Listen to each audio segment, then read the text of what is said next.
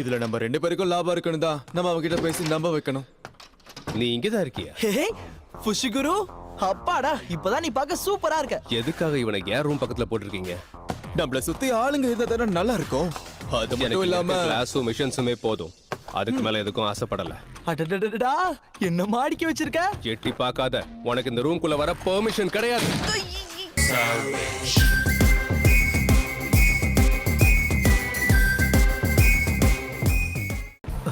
Madam, ஒரு நிமிஷம் உங்கள்ட்ட நான் தனியா பேசலாமா?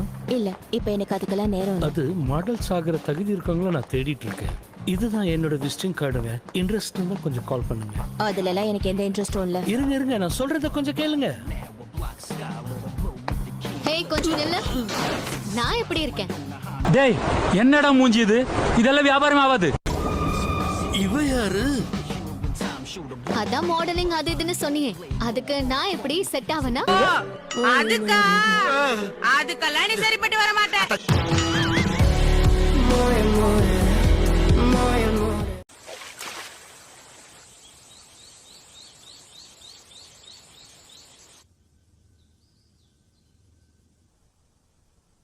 யாகா வந்துட்டானா இல்லையா?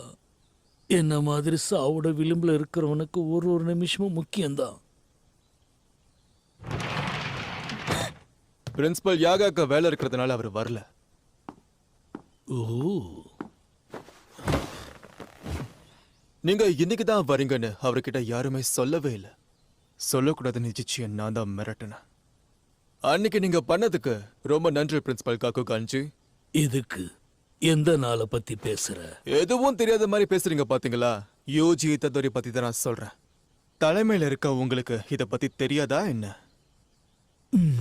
அது இந்த காலத்து பசங்களுக்கு கொஞ்சம் கூட பொறுமையும் இல்ல, பெரியவங்களுக்கு மரியாதை கொடுக்கவும் தெரியல. உங்களுக்கு மரியாதை கொடுக்கற அளவுக்கு நீங்க பெருசா எதுவும் பண்ணல.